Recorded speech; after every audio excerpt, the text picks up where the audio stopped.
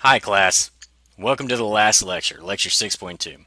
This lecture is originally titled Stuff That Might Help by me, so take it for what you want, but I will tell you that this main focus of this lecture is on personal financial planning goals, but there's some philosophy and stuff thrown in there too. And one of the reasons for this is I just want to leave you guys with some things to think about that might actually really impact your life down the road in a positive way. So, with that being said, let's start the fun dance. All right. So, the first thing you're going to want to do is figure out what are you going to do when you graduate. Now, one of the first things I really want to stress is that you should get an internship. Or you could possibly get a part-time job or even a full-time job depending on how you can work it. But you need to get that experience. And if you don't do that, I think you're behind the times now. In today's world, you pretty much need to land and secure a really nice internship to be in competition for some of the premier job opportunities out there for undergraduates when they graduate. And the reason I stress this is I have a lot of students that come to me, and by the way, all of you are more than welcome to come to me at any time to talk about life or finance or anything. But they come to me and they say, after high school, I pretty much knew I was going into college, so I wasn't really that scared or anxious. I was excited about what college might be like, but at least I knew what I was going to do.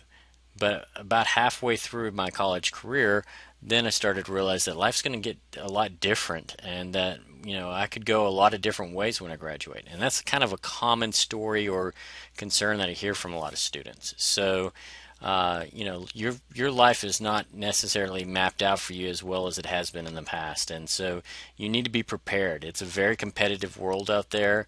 If you think about it, there are more honor roll students in India than there are even students in the United States. Okay, so you're going to face a lot of pressures from students from internationally coming in and taking jobs.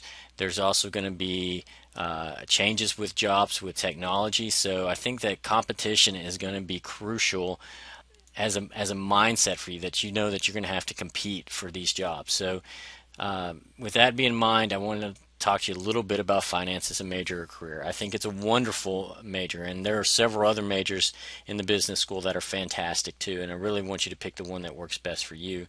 But also to consider finance as a double major. It's an extremely popular double major, and especially with accounting and economics, but even with management, marketing, and MIS, and all the other wonderful majors out there. But if you really want to think about it, well, think about every company. Who's the top dog? The CEO, right? The chief executive officer. Well, if you want to you know have a corporate track within your finance major, and because let's say you really want to get into management or you really want to get into marketing, but you know that to rise up high enough in that in that organization, you're going to want to establish with your colleagues that you really understand the numbers, right? Because one of the number one goals for any company is to increase the price for the shareholders, right? Increase the stock price. And you really, with a strong finance background, can really, make a strong case that you're going to be the best candidate if you bring a finance major, or better yet, a finance major and a double major, something else to the table.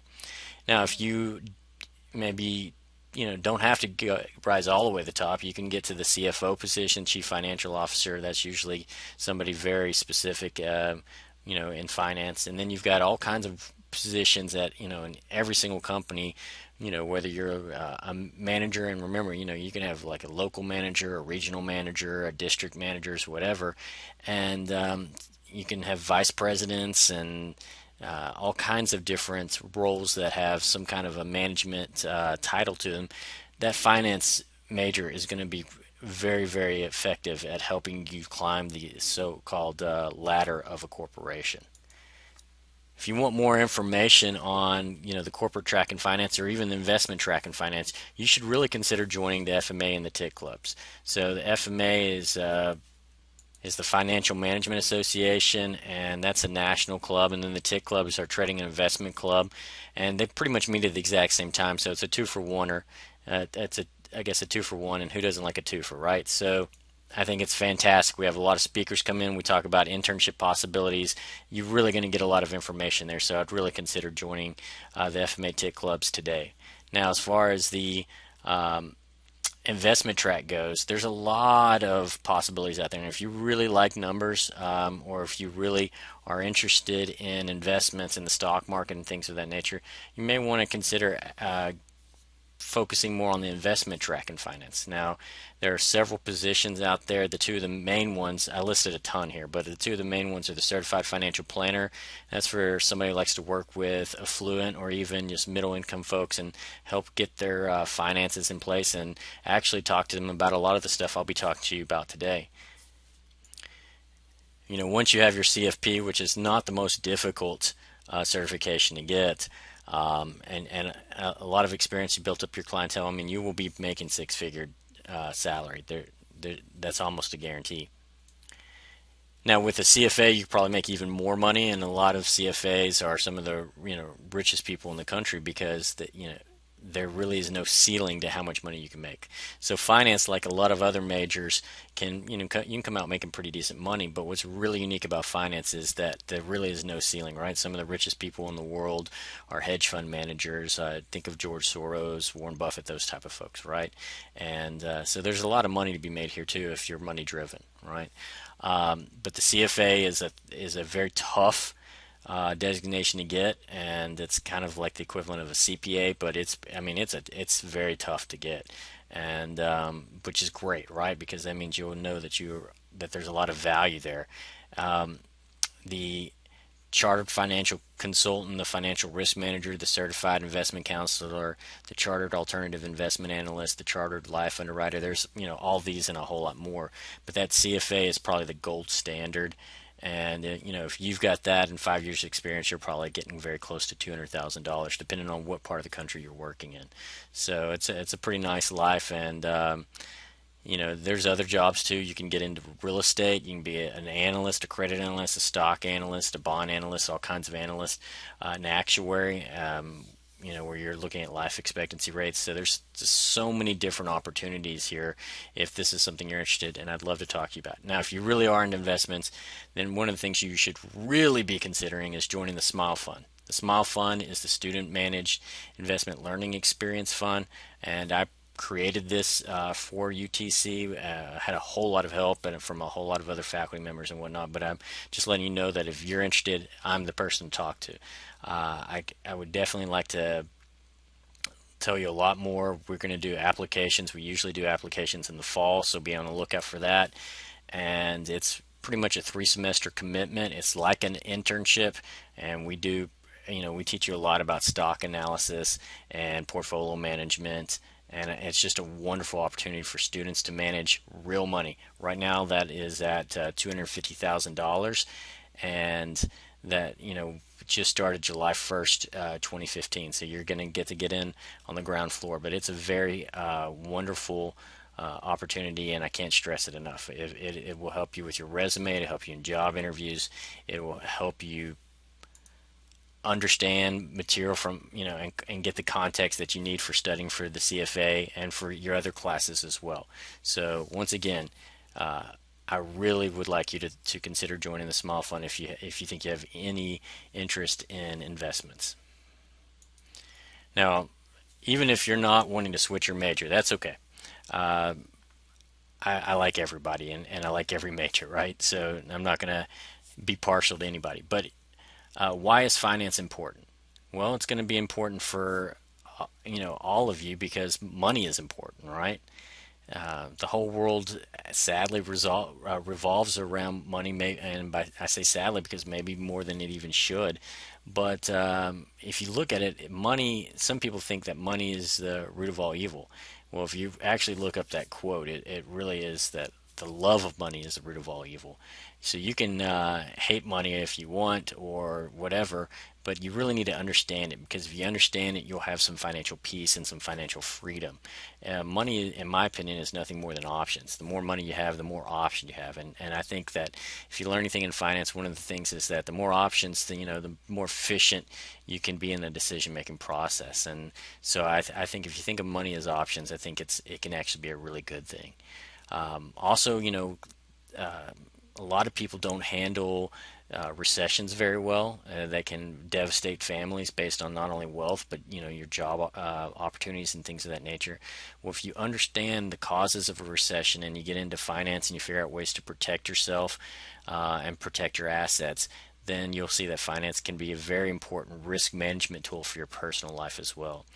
There's also a lot of research showing that there's a growing divide between those with money and those without money, meaning the 1% do keep getting richer, right? And so there maybe even upward mobility is getting a little bit harder, and those really good job opportunities may not even be what they used to be. So that's why I'm telling you, you got to go out and compete, right? Because you got a really good chance to be in the group that's on the other side of the divide, right? These continents are separating, and you want to make sure that you're on the right continent. Okay, I hate that what that's what the real world has become, but you need to face reality and make sure that you are doing everything you can to put yourself in the best position to grow your wealth over time. Okay. Also, we're going to talk a lot about both short-term and long-term planning, and financial planning has a lot of good points for what you should be doing in the short term, and also what you should be thinking about in the long term as well. All right, before we get into all of that, let's go back over two of the major concepts that I talked about in class, right? One is that a dollar today is worth more than a dollar tomorrow. You remember that? How did we talk about that? I said, what if I give you um, a choice, right, between $1,000 paycheck today or $1,000 paycheck tomorrow? You're going to take the one today, right? You might come back here tomorrow and I might be gone.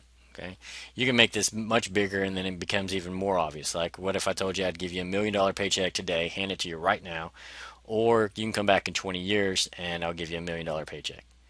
You're definitely going to take it today, right? That money is worth so much more today to you, especially as most of you are probably poor college students, than it will be in 20 years, right? And there's a lot of uncertainty between now and then. There's also things like inflation that's going to, make the purchasing power of that money go down. So $1 million 20 years from now may not be worth what $1 million is today, right? So if we were going to make a deal there, I think most of you would want, you'd want to take that money right now. The other thing is that a lot of people will give up some money for some certainty, right? So I could say, what about um, $1 million today, or $1 million plus an extra, let's say $200,000 20 years from now. So $1,200,000. Which one would you take? Well, still, most people are going to end up taking the $1 million today. I could say, what about $2 million 20 years from now? Most people would still take the $1 million today, right? So at some point, maybe not. But that brings us to a very good point, which is concept number two, and that is that a safe dollar is worth more than a risky dollar, right? So uh, most people just certainly crave certainty, right? If you know something's going to happen for sure, then that's in your mind gives you a sense of peace and comfort. So, for example, with let's make a deal game, right? Let's say I was going to give you a briefcase, and in that briefcase was $400,000. But if you looked up, there were two briefcases left. One was for $1 and one was for $1 million. Now, would you take the $400,000, or would you want to play the game for a 50-50 shot at a $1 versus 1 million? I don't know about you, but I would take the $400,000, even though from an expected mathematical standpoint, that I'm expected to get $500,000 if I play the game, right? Because 50% of $1 million is 500,000. You could make that number even lower, 350, 300, before you would start to talk me or convince me into playing this game, right? But there's a number there for everybody. Some people, they would take $50,000 before they would play that game, because $50,000 could change their life right now, right? So a safe dollar is certainly worth more than a risky dollar.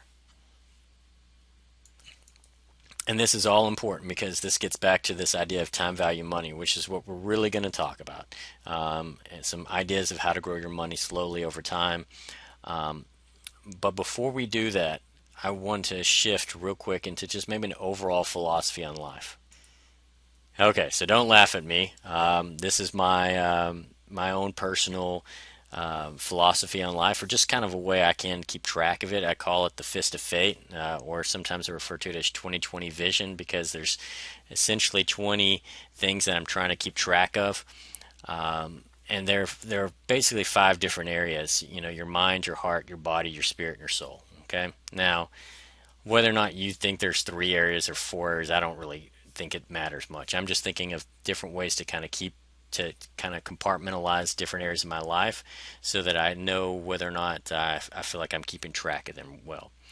Now, there are, if you look at your hand, especially like the back of your left hand, you'll see that you have a pinky, a ring finger, a middle finger, an index finger, and a thumb. Okay, so there's five things to keep up with, right? So that's what I'm going to do here is keep up with these five things. And now, the first one I think of is the pinky, right? And it's actually the one for the brain, right? And so that's where I got that joke from the old Animaniacs or Tiny Toons or whatever it is that Pinky and the brain, whatever. So I like the Pinky and the brain, but nonetheless, that this is kind of your fiscal or your finance finger, or at least it is for me, and it's all focused on having a healthy mind. And I'll come back to it. The other four, which I'm not going to talk a whole lot about, but they are my ring finger, which for me is I focused on my family and my friends, and so I use the acronym KIDS, and basically keep track of four things that really matter deep, inside my heart. Obviously, K is for kids, I is for my immediate family, D is for my distant family, and then S is for my spouse. Sometimes, as far as I redo this to where it's kids, inbred, and dogs and spouse, because I feel like my family is nothing but a bunch of inbred idiots. But nonetheless, that's kind of the way it goes. And but if you can keep track and come up with any acronyms you want, but I look and think about how are my relationships with them? Am I spending enough time with them? Have I talked to them lately? Have I asked them how their life is going? Have I tried to make those relationships stronger? Right. And especially with my spouse and my kids. I mean, those are just huge priorities in my life. With the middle finger, I do the acronym NEWS, or NEWS, and this bit, the middle finger is your biggest finger, so maybe it keep your mind to be big and strong if you're a guy or whatever, or whatnot. But it is for me. I'm focusing on a healthy body, and so the four areas that I look at there are nutrition, exercise, water, and sleep. Okay. And so, have I eaten right? Have I exercised a day? Have I gotten enough to drink? And have I gotten a good night's sleep? Right. And then exercise, just for example, can have a bunch of areas in it too, like cardio versus working out with weights versus stretching and all and whatnot. And you can do that with each one of those categories, right? So make sure that you're eating certain types of foods and things of that nature. Now, then I get to the index finger, and with it, if you hold it up, if you hold up the sign number one, then this, in my opinion, should be the number one, and it's trying to make my life feel like there's something real about it, right? And there's a lot of things that you could talk about here. To me, it's about my faith. Even if you're an atheist or agnostic or whatnot, you can still want to help society or have a philanthropy that you're interested in or whatnot. So this is my faith or philanthropy finger. And as you know, all these F's kind of all these fingers kind of have an F sound to them. So that kind of makes it easier to remember them as well. So to me, I look at each one of these as kind of big, subject matters. The first one, the R, stands for renew. What am I doing to renew myself? Am I, for me, that's, partially going to church and worship and reading books like the Bible and other spiritual books and whatnot. So for you, it could be whatever, material that, think maybe helps you renew who you are. I just think it's very important that we feed our souls. And then E is every day. What are the things that I do every day that reflects who I am? And are there things that I feel like, I could add into my, everyday ritual or whatnot that would give my life more meaning? The A is for altruism for me, and that is simply because I feel like at some point after I've, been selfish and fed myself or whatnot, I need to give back, right? And find ways to reach out and do other things like philanthropy, volunteer work, mission work, whatnot. And even if I don't have time for that, then am I doing that with the people that I love around me, right? And then the last one is, to me, is lead. And so lead a life of love, make sure that, you pull the trigger on those key moments in your life that'll really make a difference. And so to me, that's what that's about. Now, there's a lot of things that could go more into that. You can talk about things like prayer and other things of that nature, but to me, it's all about whether or not I feel like my life has meaning and I'm living a real life. And although I'll hold up my finger and say this is my number one finger, right? This is actually one of those areas of my life that I don't spend as much time on as I do some of the others, and and in some ways that's disturbing to me. But as long as I keep it as one of my major priorities, I think I will, it'll force me to find time to make my life more and more real.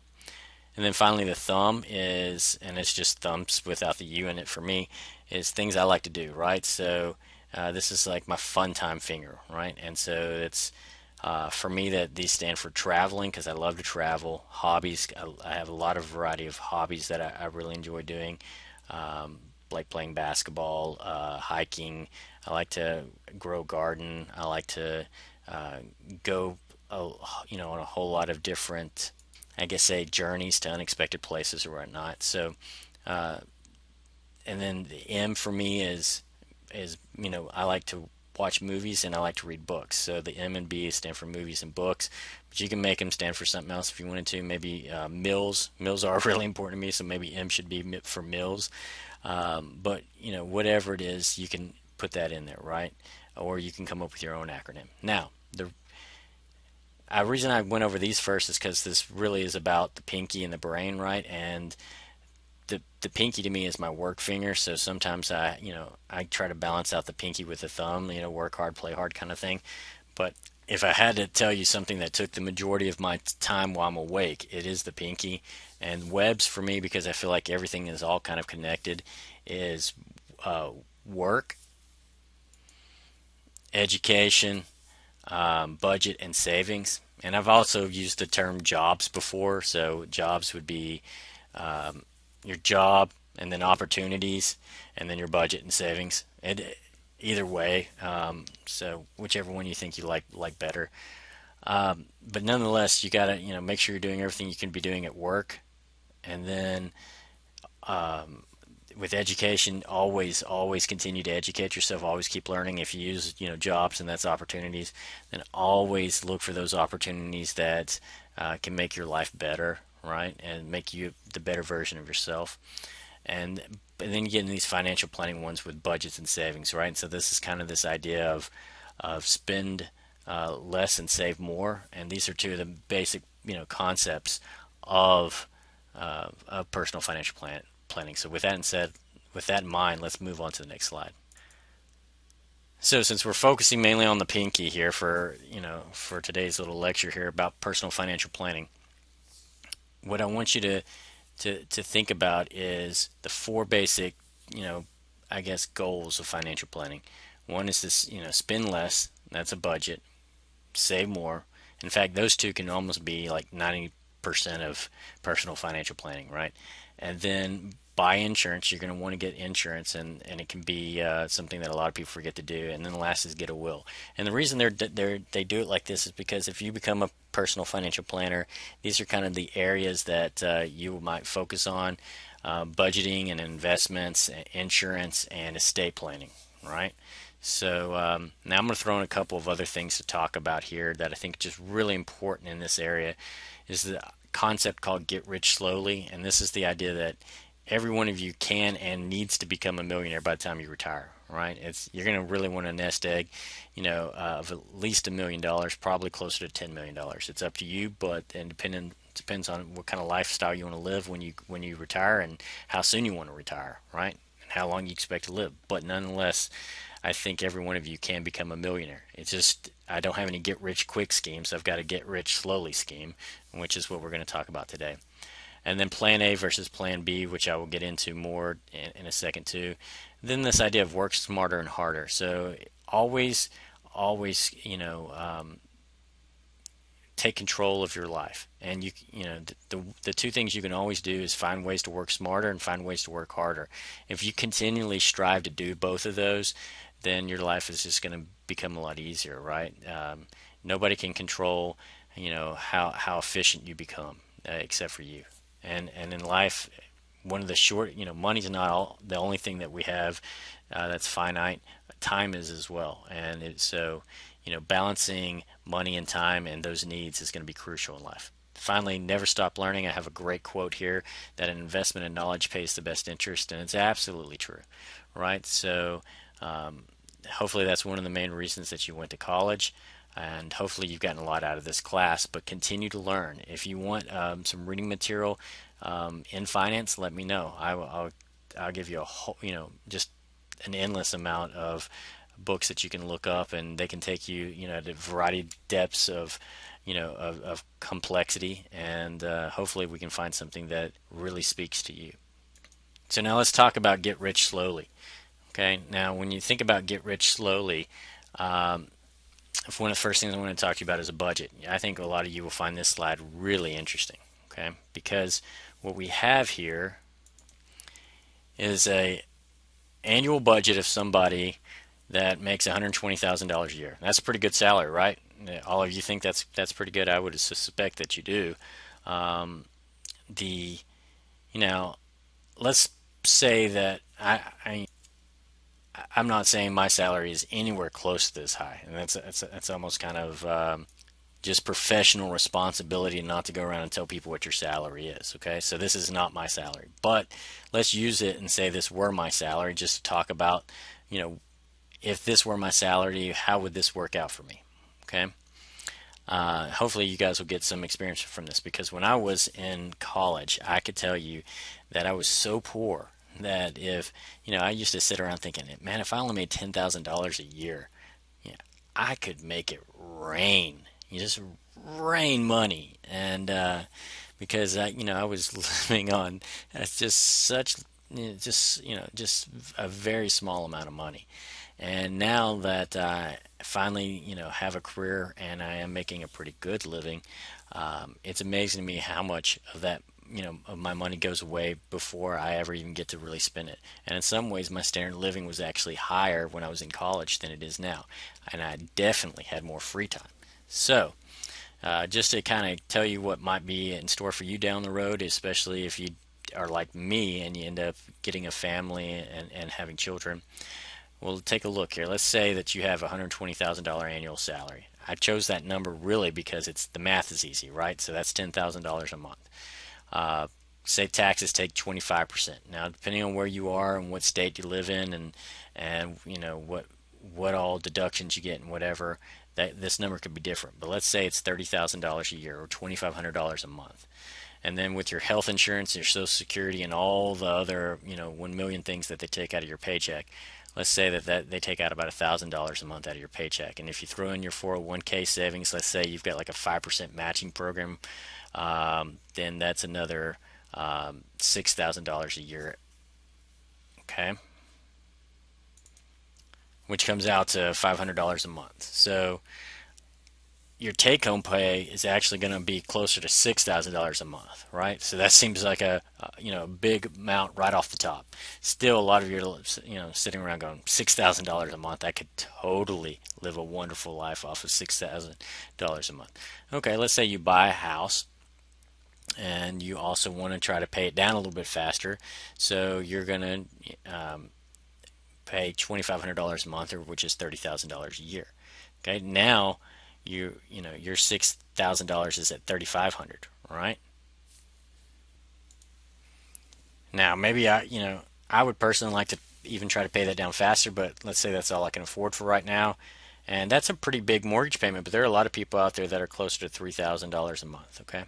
Let's say you also want to tithe now, or give money to, some kind of percent to, to charity or whatnot. Now, if you're tithing, that's 10%, but it's probably should be 10% on the 120,000. But let's say like you've made some kind of moral compromise and decided that it's the 10% on your take-home pay, which is 6,000. Uh, so you're looking at, once again, $600 coming out of your paycheck there if you were going to do 10% there, and then you look at your bills. You got your groceries, you got your all kinds of utility bills. There's, maybe you pay for a bug guy to come out and spray your yard, all kinds of stuff. You're going to rack up a lot there, but let's say that you keep it around $1,500 a month, which is nowhere close to what it is for me. It's closer to like $2,500 a month now with all the kids that I have. Student loans, let's say that have to pay approximately $18,000 a year there, so about $1,500 a year. So this would be somebody that took out a lot in student loans, right? Which happens to be somewhat like what I've done. I'm trying to pay mine off pretty fast though, so this is why it would be pretty aggressive. Now, already my total would equal $121,200 a year, or another way of saying that is that I'm $100 over each month already, right? So how did I spend all that money? And what about all the other stuff?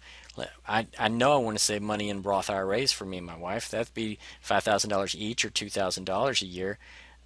Where would I get that money from? And then what about, baby diapers, baby clothes, formula? Oh, I found out I'm having another baby, right?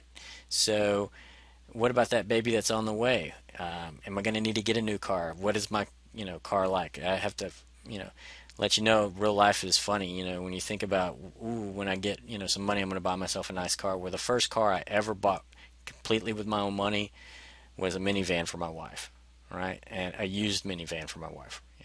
Rolling, right? Tell me about it. Now, um, so, and this summer, right, I broke my finger and I had to have surgery and I had to pay for all of that out of pocket because or because not all of it was covered by my health care insurance. That happens to people all the time. You might have dental issues where you have to pay for certain kind of dental work out of pocket.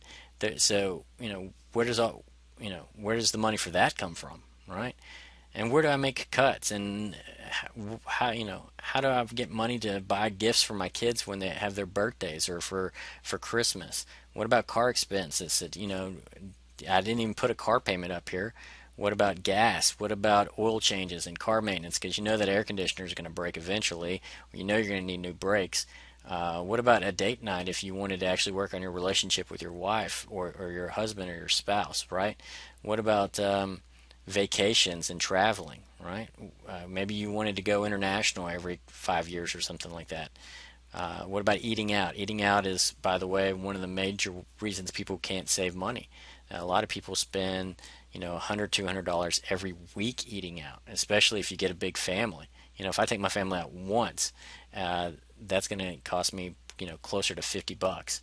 Right? What about gym fees if you have a gym fee? What about, and if you don't, what about any other clubs you might belong to, or what your wife may belong to, or that your kids may want to join sports teams and get need a new softball bat or a new baseball bat or a new cheerleading outfit, whatever it might be. What about any kind of entertainment? Do you want to go places and do things? What about furniture for your house? What about anything that might break? Broken appliances, a new dishwasher, a new refrigerator, whatever the case may be. What about landscaping? A lot of people spend over $1,000 a year on their yard, right? And who mows their? A lot of people spend quite a lot of money, mowing their yard or buying weed and feed or paying somebody to mow their yard for them or weed eat. Maybe you have to buy a riding lawnmower because you have a big yard. So there's a lot of fees there. And what about clothes?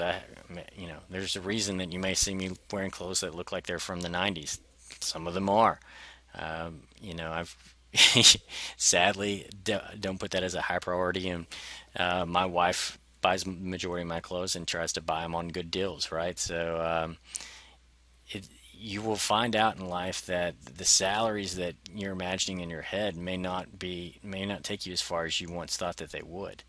And so it's very important for you to figure out a budget and figure out what your priorities are, right? Put the big rocks in first and then the smaller rocks and what until you get down to the point where you have to make some decisions on what's important in your life. So just want to let you show this, not really to upset you or anything of that nature, but to let you know it's going to be important for most of you to get out there and get a big salary, right? So compete, do the things you need to do to so that whether you want to have a nice salary and let your spouse or significant other stay home, or whether or not you want to with two salaries combined be in the six figures or whatnot. I think that there's a lot of expenses out there that I haven't even covered. For example, what if you're going to put your kids in private school? I mean, that would just blow this budget out the, right out of town. So if you know, really want to live a life that, with some financial peace and financial freedom,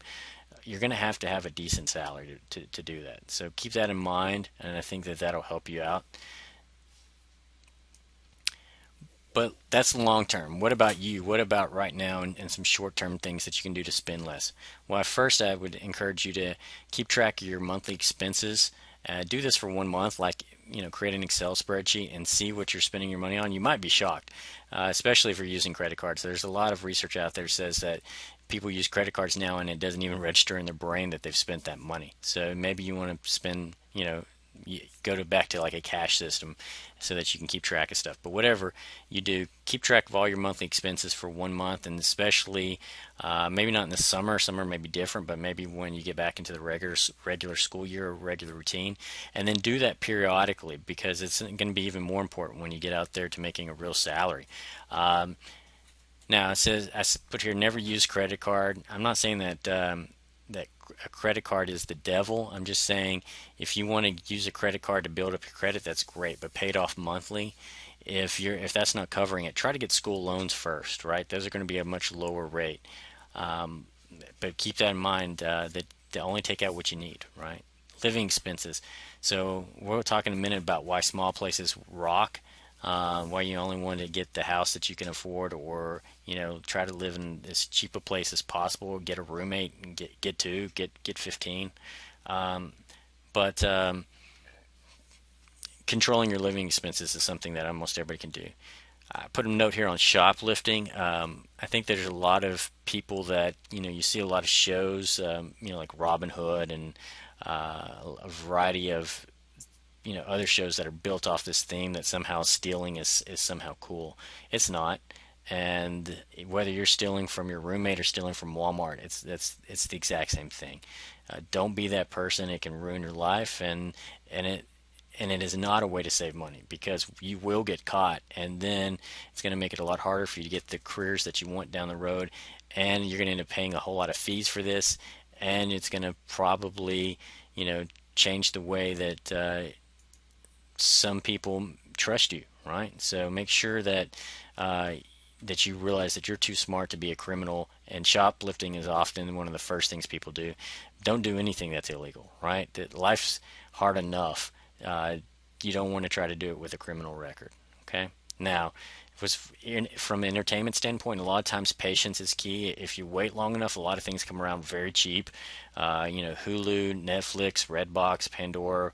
There's all kinds of different ways. I'm not asking you to steal anything off the internet illegally or anything, but you can also, go into this magical place called a library, and you can get a lot of things there for free, right? So, where are you getting your school supplies or school books from? You can usually get these things online cheaper.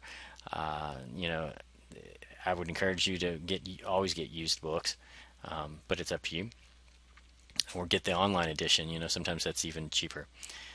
Now, you also need to curb your addictions. If you know what you're addicted to, set yourself some budget and kind of, you know, some addictions don't hurt you that bad. Like I'm addicted to chewing ice, right? So that's not one of those ones that's going to hurt me financially. But if it's playing video games for 40, 50 hours a week, that's the equivalent of a real job, right? So unless you become a video designer, that's going to hurt you quite a bit. And you might say, well, I only spend $200 a year. buying video games. Well, that's not the real cost. The real cost is the opportunity cost in which you could be doing with your time instead of playing video games or watching television or whatever it is that you may be spending too much time doing. Okay, so consider how you're spending your time, what you may or may not be addicted to there mentally or physically, and also, if you've got any kind of physical addictions, a lot of that stuff, whether it's alcohol or drugs or anything of that nature, it's financially going to take a big toll on you and your family. Okay. School loan rule: uh, if you're taking out school loans, this is a decent rule as far as a very top ceiling. Don't take out more in student loans than you expect to make in your first year on the job. So for a lot of you, you may come out making somewhere between that $40,000 to $60,000 range, and if you certainly don't want to take out more school loans than that. If you go back to school, grad school, or even like a PhD or a JD or an MD or whatever the case may be, then maybe you can take out even more because you're going to probably have to find a way to pay for some of that graduate school. But that rule still applies. Okay. And then one of the main ways you can save money is on alcohol and food. If you don't drink at all, great. You're probably saving yourself a ton of money. But if you do, realize that college students spend about $5.5 billion a year on alcohol. And most of that's beer. But there are a lot of ways you can save money. One of the main ways is to stay home. So, assuming you're legally allowed to drink, bring that alcohol to a dorm or, wherever your apartment is, and just hang out with your friends there. You won't run up huge tabs at a bar. Maybe you can brew your own beer or whatever. I mean, that's obviously craft beer is becoming something popular these days. But if you go out to eat, find places that they're offering a discount for students, or maybe they have a meal deal that day of the week, or maybe you can split meals with somebody. There's a variety of things you can do if you just stay focused on trying to spend less. And so set yourself some kind of like a goal. Maybe let's see if I can spend half of what I used to spend eating out. And then if you can maintain that, then we'll do some numbers. But you can really, really save money over time. For example, some of you, treat yourselves to expensive coffees. Maybe, you like to go to Starbucks. Maybe you like to, go out to eat or get a pedicure or get a massage. A lot of us have little things in life that we do to treat ourselves, but maybe you could scale back on that. So let's say that you didn't spend any money for a whole month and you saved that money instead, or let's say maybe you saved a little bit of money for that month. Let's say it was around $100. If you saved $100 every month, just $100, guys, and you did this for 30 years before you retired, and you invested that and got 12%, you know how much money you would have just from this one act alone? That's $250,000. That's $250,000 nest egg just from that small act alone. That's not, putting money into 401k or anything else that the company that you work for might force you to do. So I think that is a pretty powerful statement that the time value money, small changes can make a big difference. Okay, now, what is one of the biggest budget busters? It's obvious, right? It's your house. Okay, and if you want, you can look up "Get Rich Slowly" crib style, and there's actually kind of a funny video there of somebody that actually didn't live in a fancy house or crib, so to speak, but how their family kind of saved up money over time. I think it's really important that you keep in mind what is realistic here, because there's a variety of extra expenses that go with living in a house. For example, if you move into a nicer neighborhood, you're going to actually, be invited to parties, and these parties are going to be even more expensive. You're going to have to take care of your lawn better, and you may even have a homeowners association fee, and where you're paying for light posts that they put in, or maintaining sidewalks, or maintaining trees at the entrance, or whatever it might be. And then you might notice that all of a sudden your clunker of a car is stands out quite a bit because everybody else is driving brand new SUVs or sports cars, and so you may feel the need to upgrade there. You may feel the need to wear nicer clothes, or to add a fancy porch onto the back of your house, or whatever the case may be. And so, you're obviously, the bigger the house you have, going to have extra heating and cooling expenses. So there's going to be a variety of things that go into owning a bigger house besides just a bigger mortgage payment that I think a lot of people forget to look at.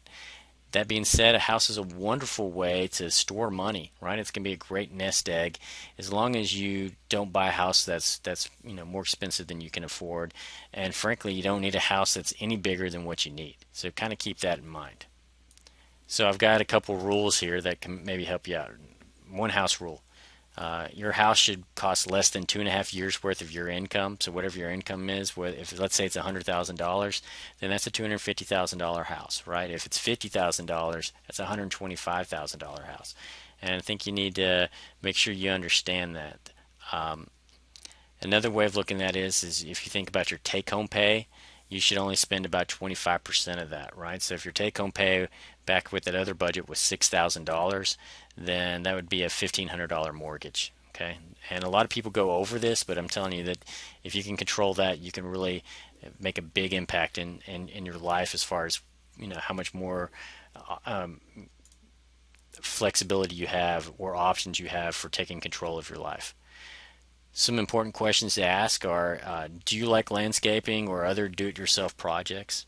Are you planning to move within the next 5 years? And what are the home and rental prices in your area? Because this might help you decide whether or not you should be a homeowner.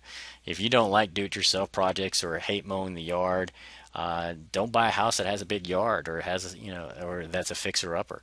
If you're planning to move to anywhere in the next 5 years, then you're going to have to sell that house. It's probably not a good investment. You're probably going to lose money and a lot of headache involved, right? There's a lot goes into buying a house, so you're probably better off just renting.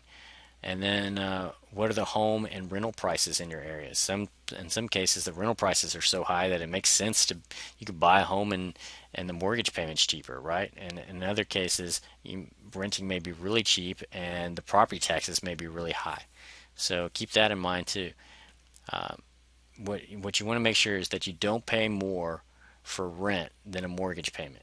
Okay, because that just doesn't make a lot of sense unless you are the kind of person that knows you don't need to own a home, right? You don't want to take charge of any of the maintenance cost or anything that may come up there, or if you know you're going to move soon. Okay, if you do buy a house, just real quick, make sure you consider the location.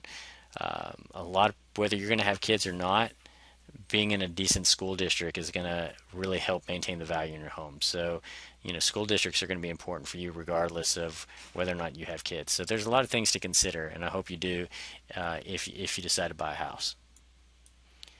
Finally, let's think about a few rules. I've got 5 rules here that to kind of really, buried deep within your conscience, or maybe your subconscious, so that you always make good financial decisions. And there's, I could come up with 5 more and call them the 10 Commandments of financial planning or whatever, but we're just going to focus on these right here, okay? These top 5. And really, remember the goal here is that you're going to need a nest egg somewhere between $1 and $10 million.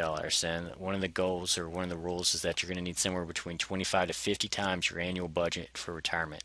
So depending on how much money you expect to spend each year in retirement, then I think it's important that you uh, make sure your nest egg is appropriate.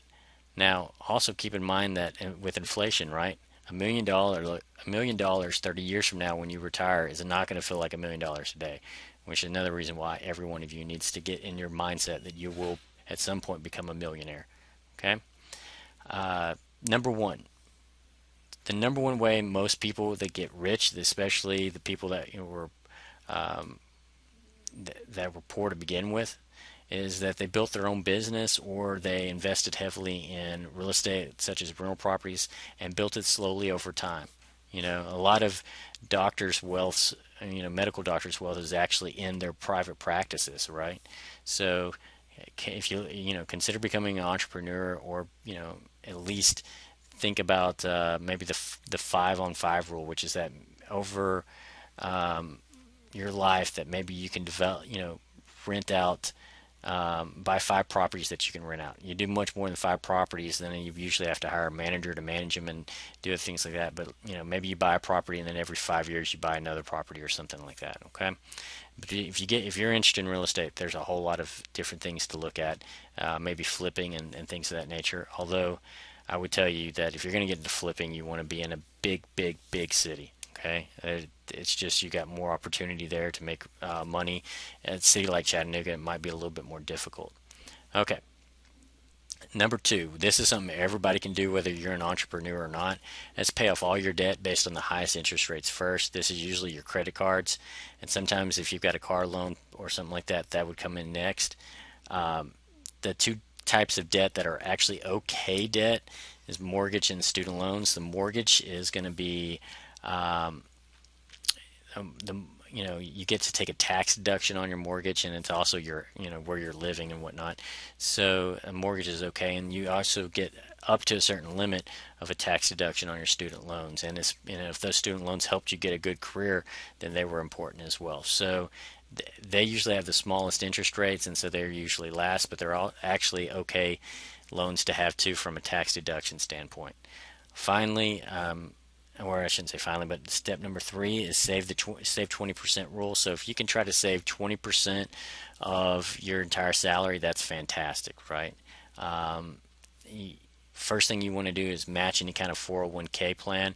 And you won't hear me say this a lot, but you're stupid if you don't, right? And so if your company offers like a 3% match or a 5% match or a 10% match, you're stupid if you don't match, right? That's free money they're trying to give you. You need to be saving anyway.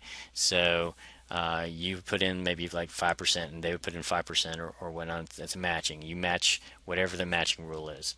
And then if you've got extra money, you want to try to max out your Roth IRAs too.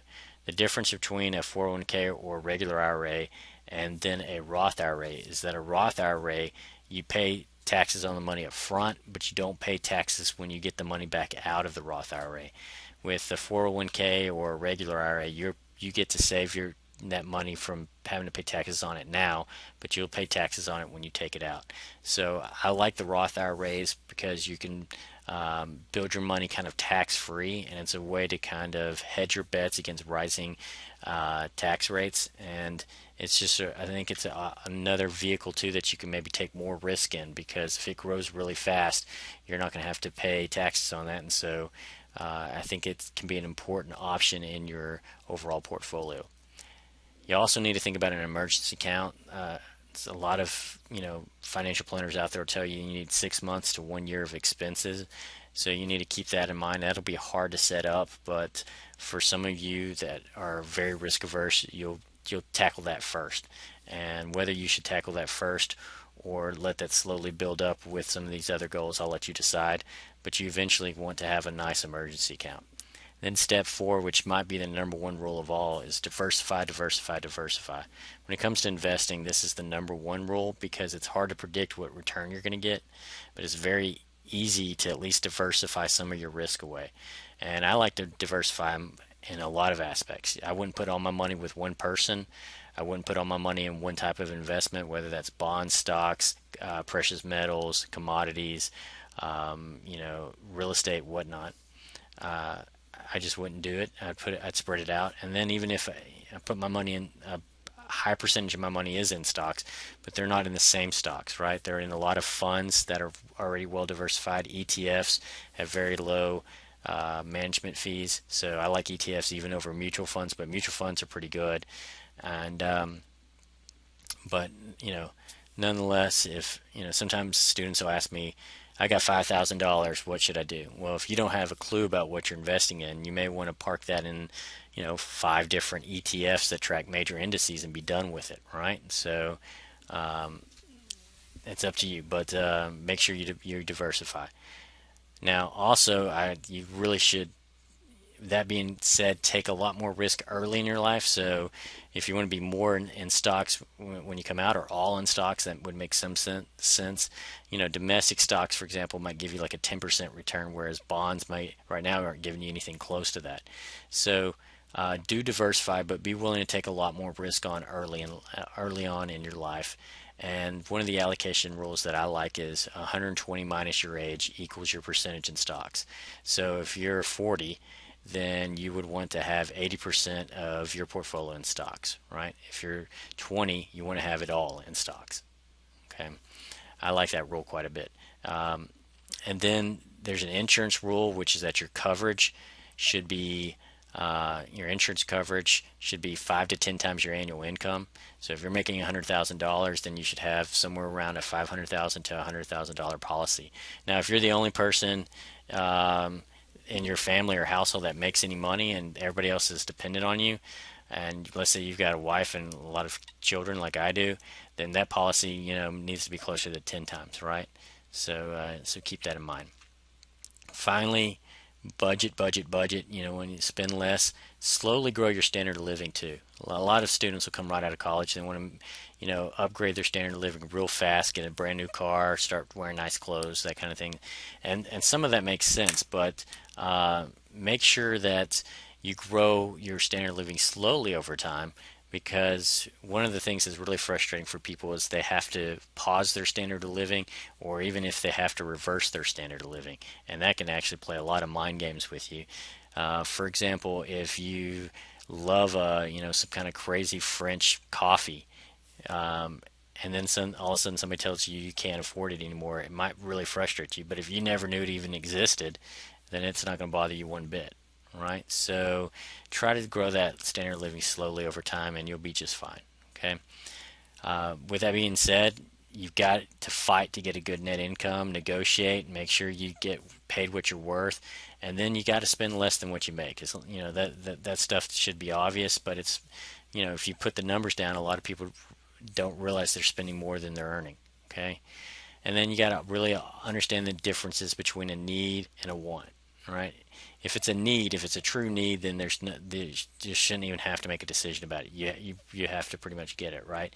But if it's a want, then if you can find a way to reduce that, or find an substitute, or push it back for a while, or whatnot, then all that kind of stuff is gonna help your budget.